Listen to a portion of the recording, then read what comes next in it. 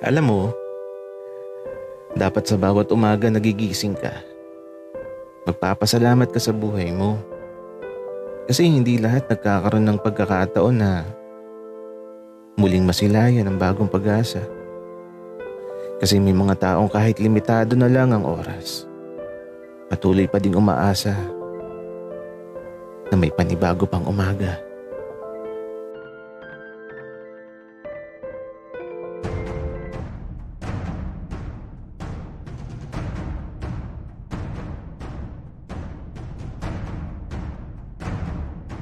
Kaibigan, huwag mong kalimutan mag-subscribe sa aming channel at huwag din kalimutan i-click ang notification bell at subscribe button. Subscribe na!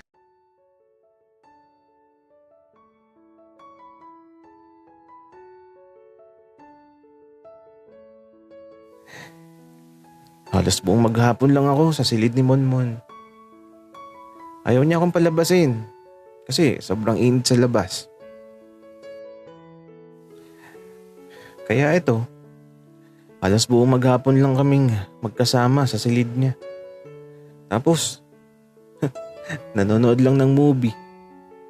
Ganun lang. Wala namang ibang ganap. Enzo, tara na sa duyan. Hindi na mainit. Sige Monmon.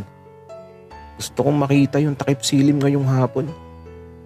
At gusto kong pagmasdan ng dahan-dahan na paglubog ng sikat ng araw.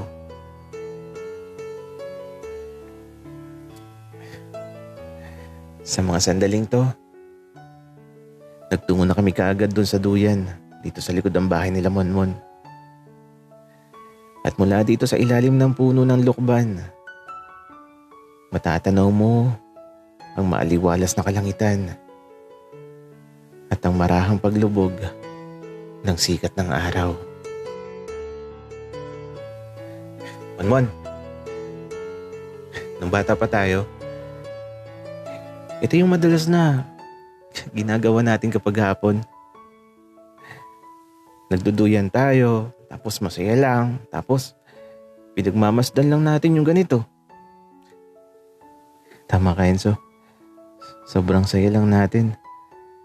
Kaya nung bumalik ka na, naging masaya na ulit ako. Kasi nung wala ka, ang sakit sa damdamin ng bawat dapit hapon.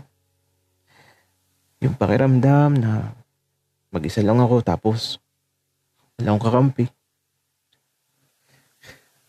Monmon, huwag ka mag-alala. Andito na ako. At gusto ko, masaya ka lang palagi. Tapos, lagi ka lang dapat nakangiti. At alam mo, hindi ko makakalimutan yung mga oras na lilipas na kasama kita. At saka, alam mo ba Monmon, masaya talaga ako na dito ko dinala ng tadhana ko. Kasi nakikilala ko pala yung magpaparamdam sa akin na mahalaga ako. Kundi lang talaga ako sinundo dati ni Mama at Papa, baka dito na ako lumaki. Hindi ka na sana nalungkot. Hindi ka na sana nasaktan, Monmon. Enzo, okay na ako. Ano ka ba? Huwag mo nang isipin ang bagay na yun. Ang mahalaga, magkasama tayo. Ang mahalaga, masaya tayo. Oo, Monmon. Kaya dapat lagi kang nakangiti. At huwag ka nang iiyak, Monmon. At palagi mong tatandaan na mahal na mahal na mahal kita. At saka, Monmon, alam mo, yung pinaka the best part na nangyari sa buhay ko, ikaw. Enzo, anong ako? Monmon, sa bawat pagpatakasin ng oras, ikaw lang yung iniisip ko. At yung puso ko, hindi hihinto sa pagmamahal para sa'yo. At alam mo, ikaw yung sagot sa tanong sa buhay ko. Isang sagot na dito ko pala matatagpuan. Sagot na ikaw pala yung magpaparamdam sa akin kung ano nga ba talagang ibig sabihin ng pagmamahal. Yung pagmamahal na mahirap mahanap, subalit natagpuan ko. Yung pagmamahal na hindi ko alam kung bakit, pero pinipili ko. Yung pagmamahal na kahit pinaglayo, subalit muling nasumpungan ko. At yung pagmamahal na sasamahan ka sa lahat ng lalakaran mo. Kaya alam mo, Monmon, sobrang saya ko talaga. As in, yung saya, umaapaw. Yung saya na parang hindi na matatapos. Kasi andito ka na eh. Ikaw na yun. Wala nang ibang Monmon. And so alam mo, nung mawala si nanay, ang hirap tanggapin. Tapos nawala si tatay, kaya mas lalong napakahirap tanggapin. Sabi ko nga dati, bakit lahat na lang nung mahal ko at mahalaga sa akin nawawala? Hindi naman ako masamang tao. Mabait naman ako. Pero bakit ako? Hanggang sa dumating ka, Enzo. Simula na makilala kita. Muling na numbalik yung masasayang sandali sa buhay ko. Ewan ko ba? Basta, masayang masaya ako kapag magkasama tayo. Kahit lagi tayong gutom nung mga bata pa tayo. Ang mahalaga, magkasama tayo. Ikaw, Enzo, yung nagpunan ng kakulangan sa buhay ko.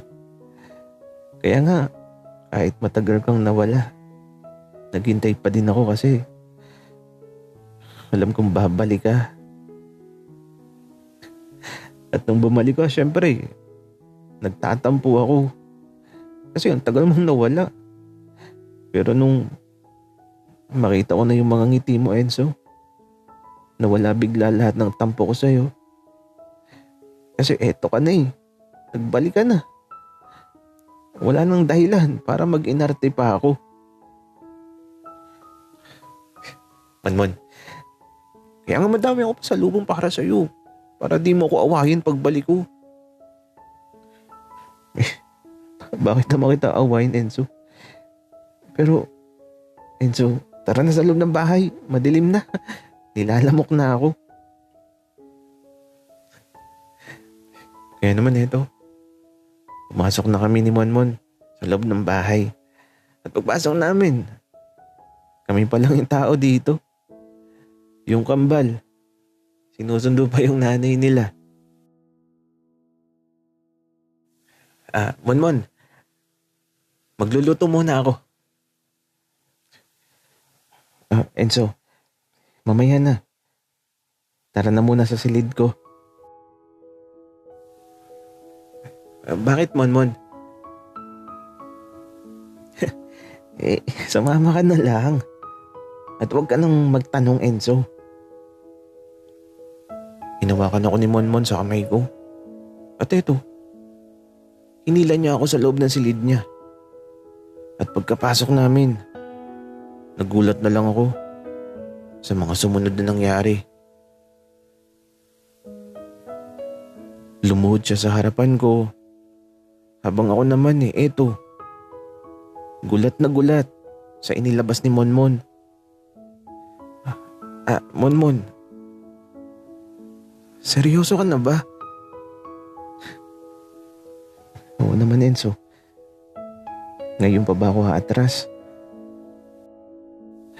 Kaya naman, habang nakaluhod siya sa harapan ko, napatingin na lang ako sa kisame. Hindi kasi kita yung langit eh.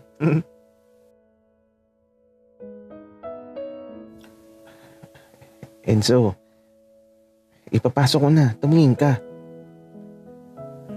Monmon, seryoso ka ba talaga? Oo, Enzo. Ipapasok ko na. Manood kang mabuti. Kaya ito, pinapanood ko lang si Monmon. Habang dahan-dahan niyang pinapasok ang isang singsing sa daliri ko.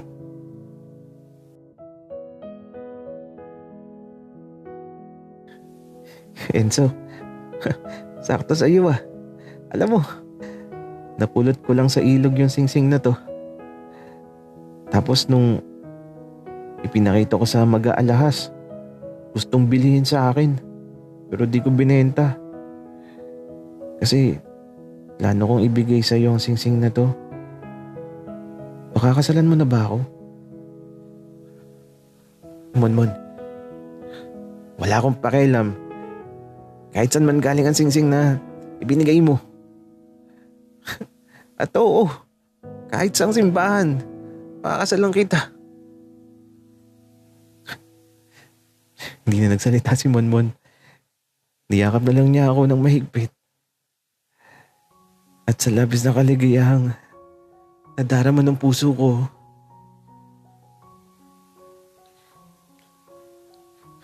Enzo? Enzo? Okay ka lang? Enzo? Enzo? Uy! Enzo! Ano nangyayari sa'yo? Enzo!